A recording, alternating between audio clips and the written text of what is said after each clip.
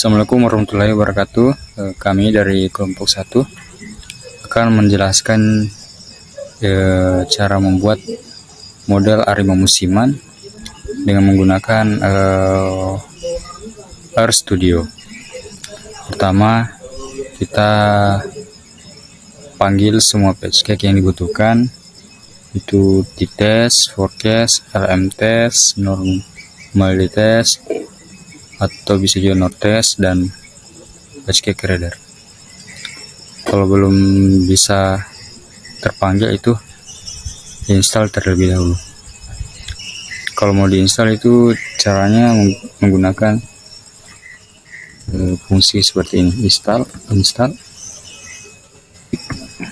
patchcake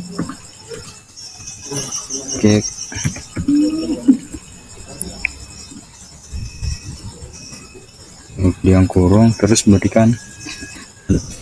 Terus kan di sini patchcake yang ini kita install. Karena sini saya sudah install ya, maka saya tinggal memanggil patchcake tersebut dengan menggunakan fungsi library. Kemudian saya panggil tseries. Tseries ini digunakan untuk membuat plot sebuah data runtun waktu. Fungsi forecast itu digunakan untuk forecasting nantinya atau peramalan dengan model yang kita pilih yang terbaik digunakan. Kemudian LM test itu fungsi yang digunakan untuk membuat model harimau. Kemudian normal assessment dan node test itu digunakan untuk uji diagnostik check-in yang pada bagian residual berdistribusi normal atau tidak. Yang library reader ini digunakan untuk memanggil data kita yang berbentuk CSV. Selanjutnya kita input datanya terlebih dahulu. Kemudian fungsi seperti ini, read CSV. Ini adalah letak penyimpanan data penjualan telur yang saya gunakan. Di sini kita sesuaikan dengan tempat file data yang kita gunakan pada komputer atau laptop kita. Kemudian run dijalankan. Kemudian head data ini adalah fungsi yang digunakan untuk melihat data 6 teratas. File data itu dia digunakan untuk melihat data 6 terbawah. Ini pada waktu pertama 1 itu penjualan telur XLS itu 595 dan seterusnya. Begitu juga dengan tel data, detail. Bertotal data itu ada 160, ada 599 penjualan. Kemudian kita ubah variabel XLS pada data menjadi P telur atau penjualan telur agar memudahkan dalam menganalisis nantinya. Oke, sini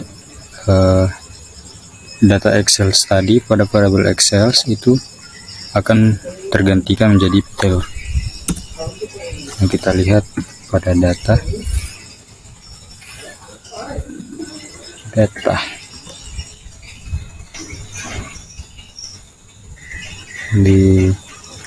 dijalankan.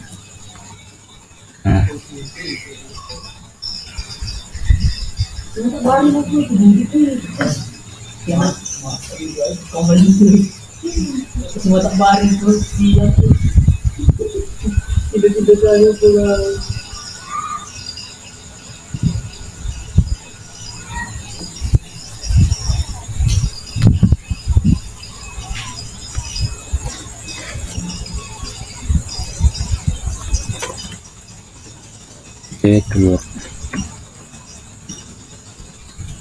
Telur yang kita panggil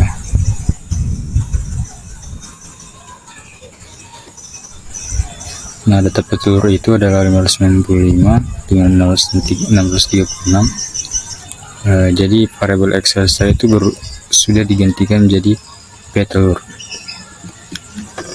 Sekarang kita lihat, kita identifikasi kestasioneran datanya. Pertama kita lihat pada plotnya, menggunakan TS plot peluru. Nah, terlihat bahwa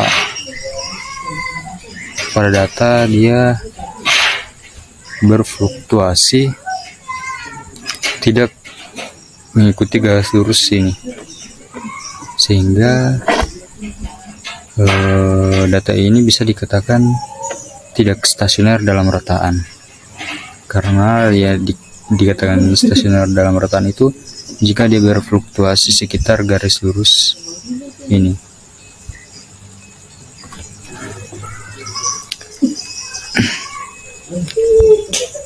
Tapi data ini sudah stasioner dalam variansi karena jarak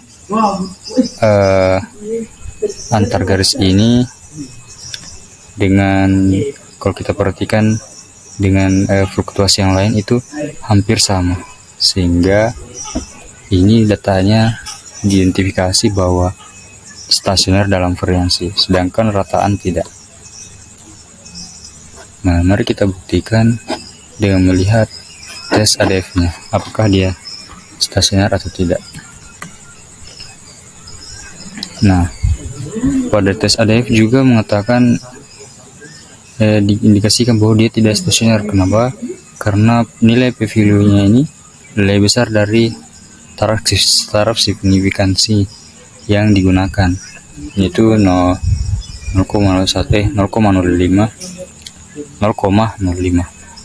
sehingga jika p-value lebih besar dari alfa 0,05, maka dia dikatakan tidak stasioner. Ketidakstasioneran juga dapat dilihat berdasarkan plot ACF-nya.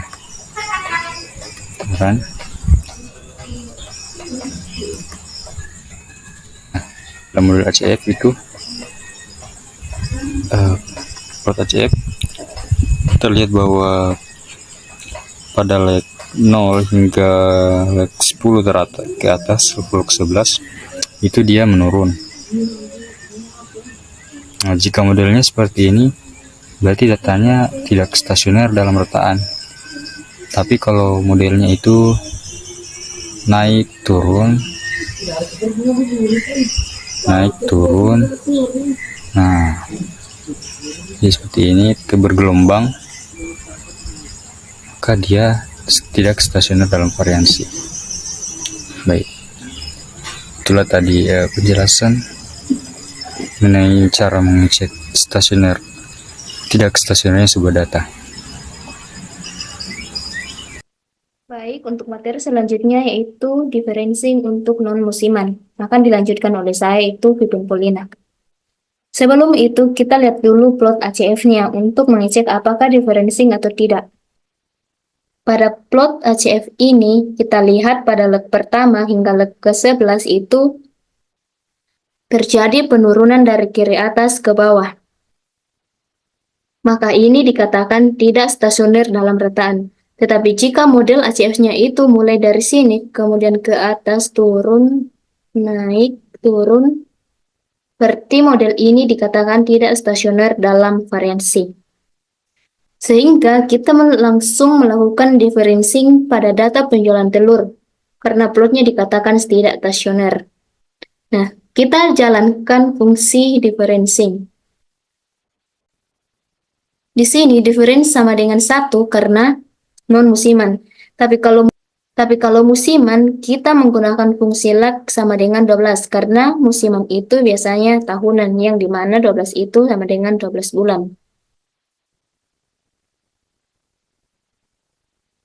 Selanjutnya kita cek lagi kestasionerannya setelah dilakukan differencing. Kita lihat berdasarkan plotnya. Nah, sekarang pada plot ini sudah berfluktuasi dalam rataan, karena sebelum di differencing, fluktuasinya yaitu ada di bagian sini dan bagian sini.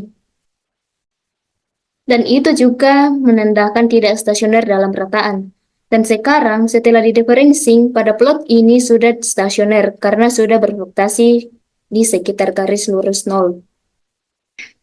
Kemudian, untuk variansinya dikatakan tidak stasioner dalam variansi itu karena jaraknya ada yang sempit dan ada yang luas. Ini dan yang seperti ini. Itu menunjukkan tidak stasioner dalam variansi. Karena plotnya ini sudah dikatakan stasioner, maka kita akan membuktikannya berdasarkan uji ADF. Fungsi yang digunakan untuk melihat nilai ADF-nya yaitu ADF test, kemudian dalam kurung differencing 1. Yang dimana p-value yang kita dapatkan itu sama dengan 0,01, yang dimana lebih kecil dari 0,05, yang artinya setelah dilakukan differencing sudah stasioner. Sehingga kita dapatkan model awal atau model perkiraan atau model tentatifnya yang nantinya akan kita gunakan itu sama D sama dengan 1. Pada model non-musiman, model tentatif itu biasa kita lihat setelah semua sudah dianalisis. Sekian materi dari saya, terima kasih. Selanjutnya, differencing musiman.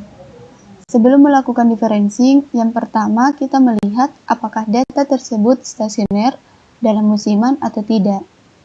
Nah, untuk mengecek kestasioneran dalam musiman, kita akan melihat plot ACF dan PACF-nya. Nah, pada plot ACF itu, di leg 12 itu dia tidak cut off, di leg 24 itu hanya sedikit melewati garis cut off-nya, sedangkan pada leg 36 itu tidak cut off, maka bisa dikatakan dia ini tidak signifikan pada leg musimannya. Sedangkan pada plot PACF itu tidak ada yang cut off, tetapi bisa kita lihat yang paling tinggi nilai signifikannya itu ada pada leg 24. Dan data ini juga tidak stasioner. Kapan dikatakan stasioner dalam musiman? Ketika ada leg-leg musiman yang signifikan lebih dari 0 atau cut off. Misalnya pada leg 12, 24, 36 dan seterusnya itu ada yang cut off. Tapi misalnya ada lebih dari 3 yang cut off pada leg musimannya, itu diindikasikan tidak stasioner dalam rataan.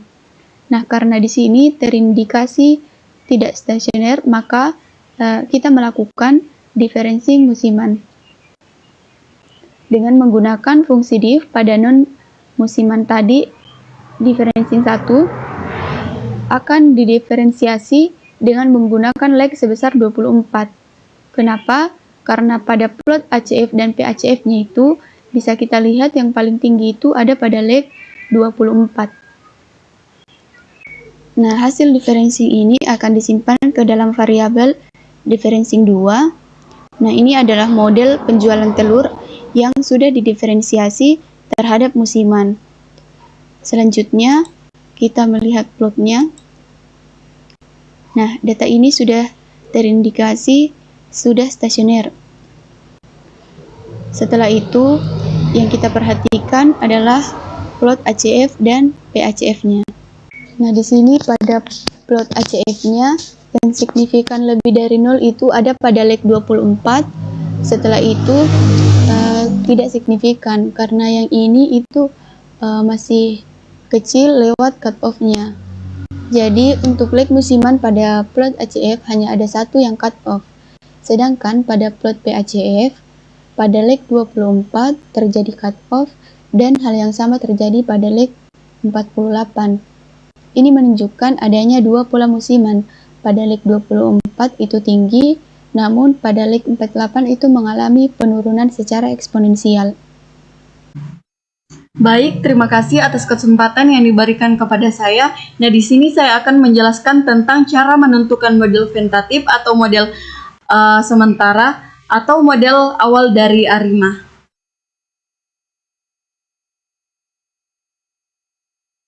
Kita dapat menentukan model awal model ARIMA tentatif dengan melihat log ACF dan PACF-nya. Caranya itu kita run var supaya ACF dan PACF-nya ada dalam satu kotak grafiknya.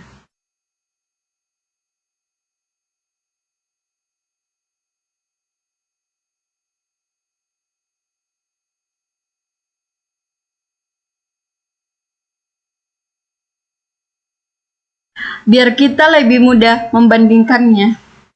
Nah, pertama kita lihat pada non-musimannya.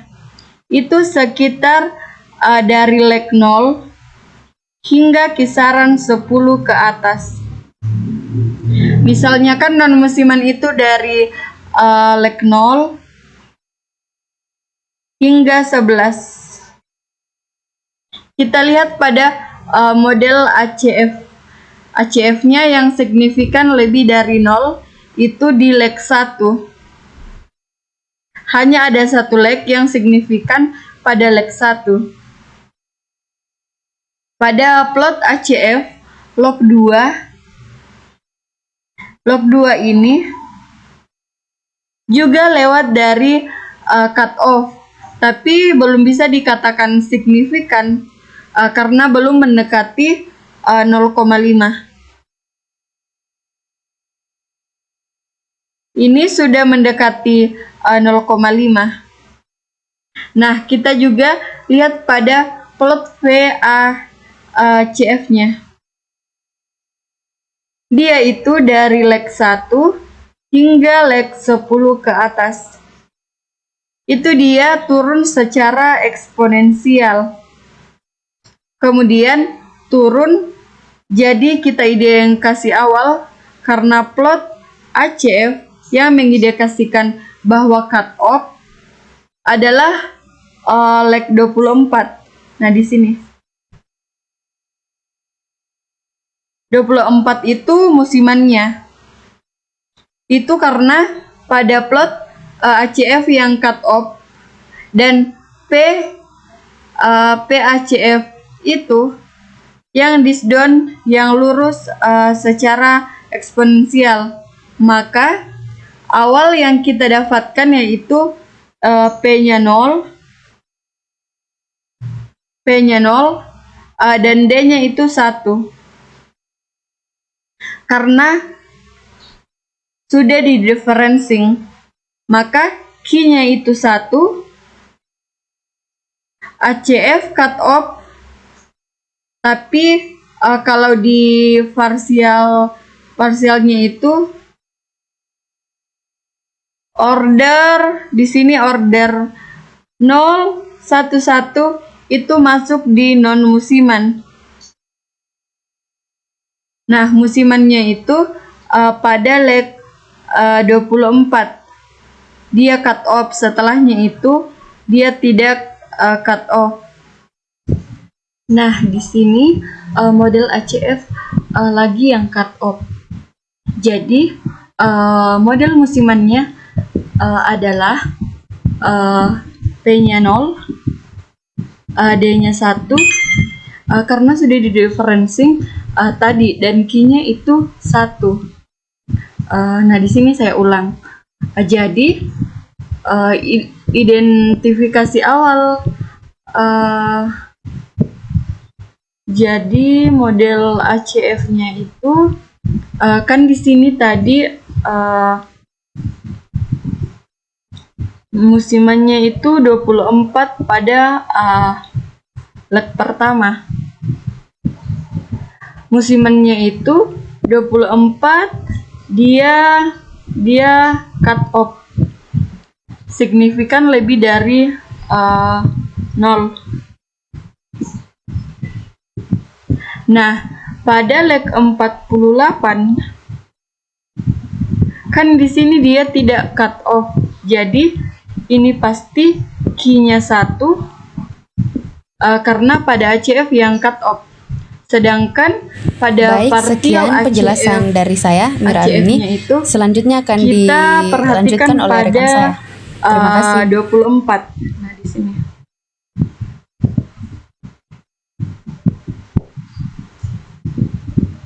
Dia signifikan lebih dari 0. Pada leg 48 dia juga sedikit cut off.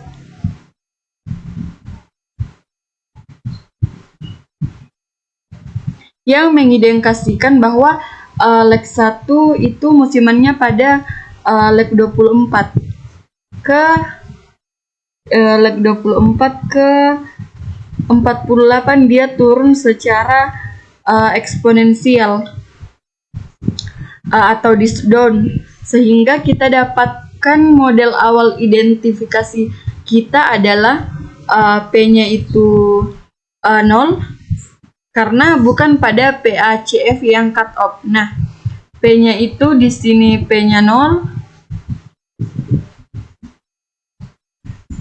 D-nya itu 1, dan Q-nya itu 1.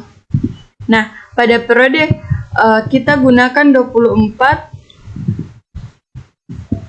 Di sini kan pada leg 24 yang signifikan lebih dari 0. Jadi ingat pada ACF yang cut off berarti Q-nya itu 1, tapi kalau pada PACF-nya yang cut off maka P-nya yang 1. Kan kita sudah buatkan model awal. Nah, kita juga akan buat model lain agar kita dapat membandingkan model identifikasi kita. Apakah identifikasi kita sudah benar atau tidak dengan melakukan diagnosis check-in.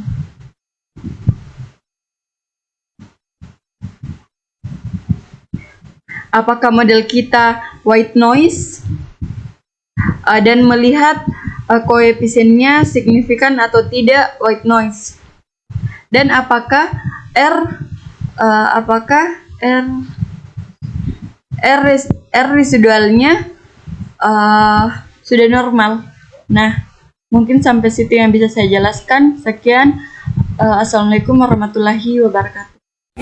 Baik, sebelumnya kita telah mengidentifikasi model lama, maka sekarang kita akan menguji kesesuaian model awal kita, yaitu dengan diagnosis checking. Yaitu yang pertama, menguji kesignifikanan parameter atau koefisiennya.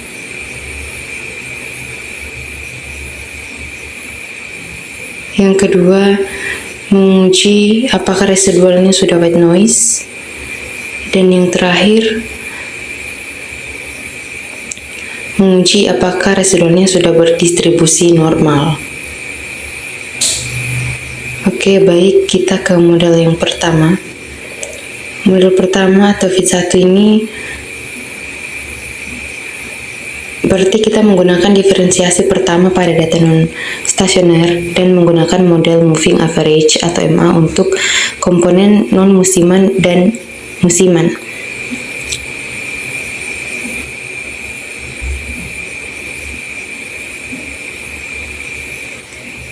Kemudian kita run. Nah, oke, baik, model yang kedua. Ini sama dengan model pertama, tetapi kali ini kita juga memasukkan komponen dari saya autoregresif atau AR musiman. Terima kasih. Kita run juga. Oke, baik, kita run ya. Oke. Kemudian model yang ketiga atau fit 3 ini memiliki kedua komponen, yaitu AR dan MA untuk komponen musiman serta komponen MA untuk komponen non musiman. Kemudian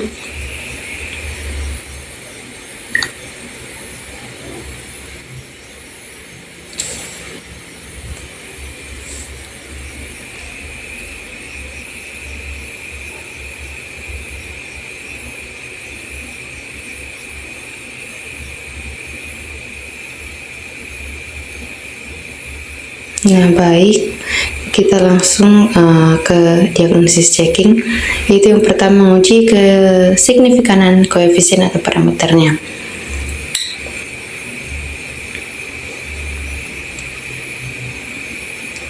Nah, yang pertama kita run koefisien fit satunya. Nah, bisa kita lihat ya, uji ini dilakukan untuk memeriksa apakah parameter dalam model ini statistik signifikan atau tidak. Nah, bisa kita lihat p-value-nya itu lebih kecil dari alfanya, yang menunjukkan bahwa signifikansi statistik pada fit pertama ini. Kemudian fit kedua kita run.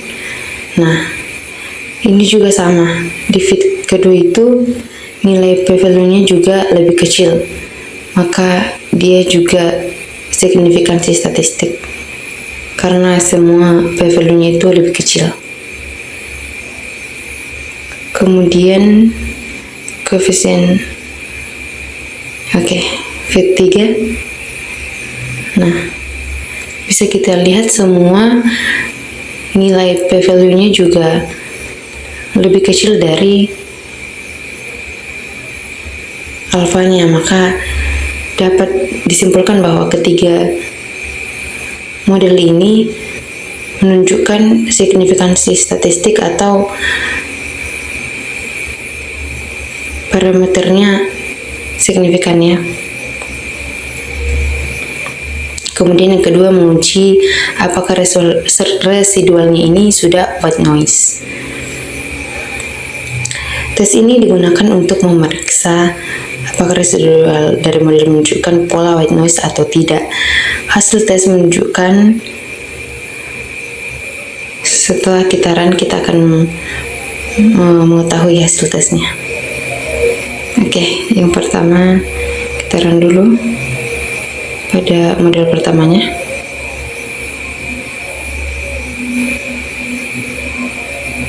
Nah, bisa kita lihat pada model pertama ini p-value-nya itu lebih besar ya. Dia lebih besar.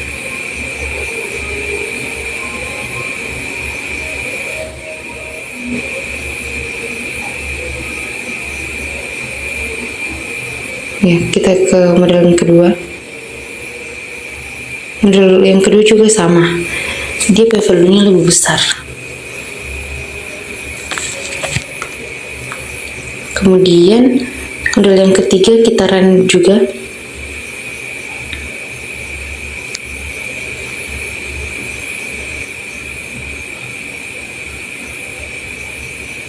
Nah, bisa kita lihat bahwa model yang ketiga juga menunjukkan bahwa p-value-nya itu lebih besar dari alfanya. Maka dari itu dapat dikatakan bahwa karena ketiga model di atas p-value-nya lebih besar dari alfa, maka dia diindikasikan white noise.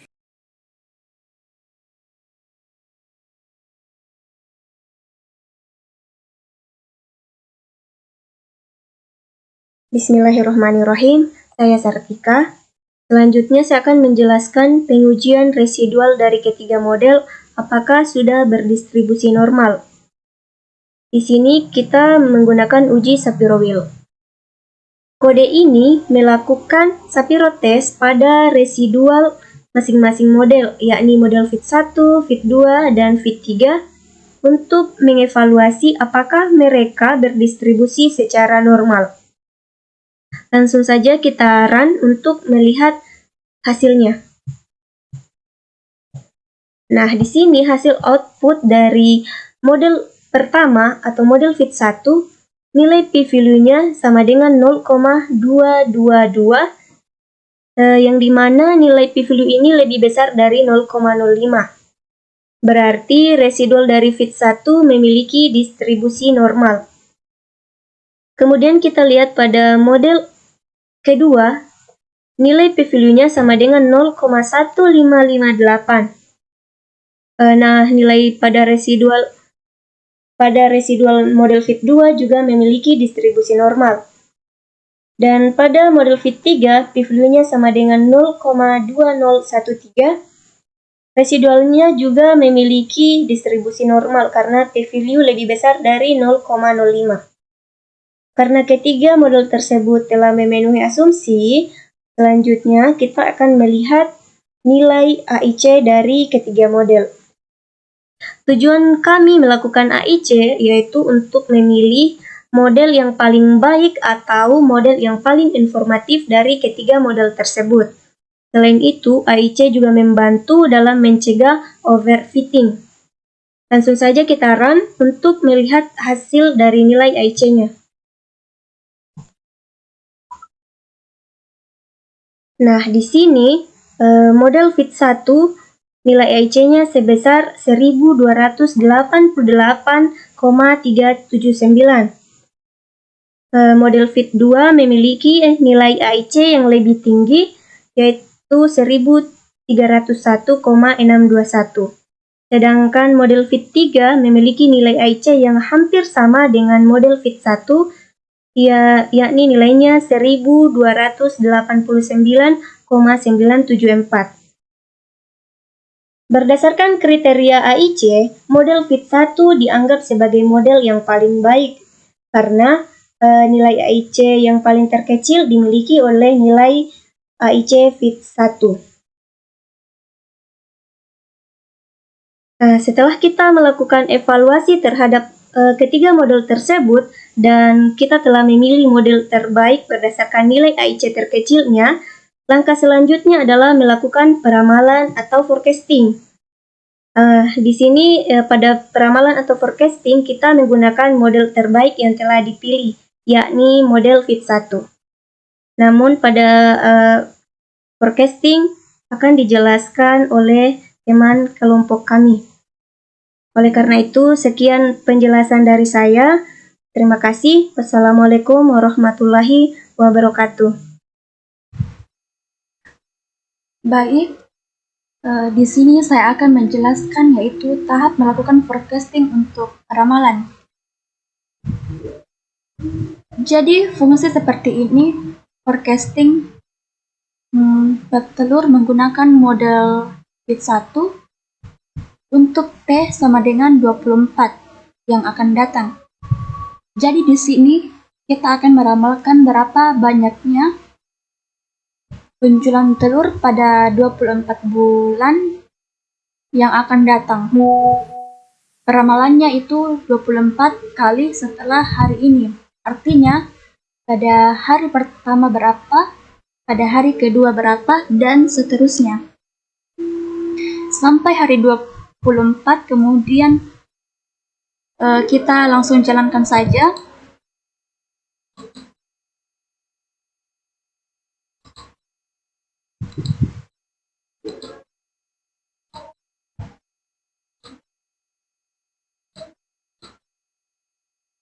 Nah, pada waktu 161 diramalkan bahwa ada 664,1234 penjualan telur. Pada waktu 162 ada diramalkan bahwa ada 662,9931 penjualan telur. Begitupun seterusnya sampai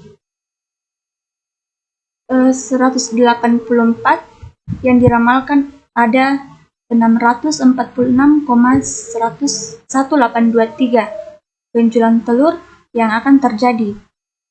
Kemudian kita lihat plotnya.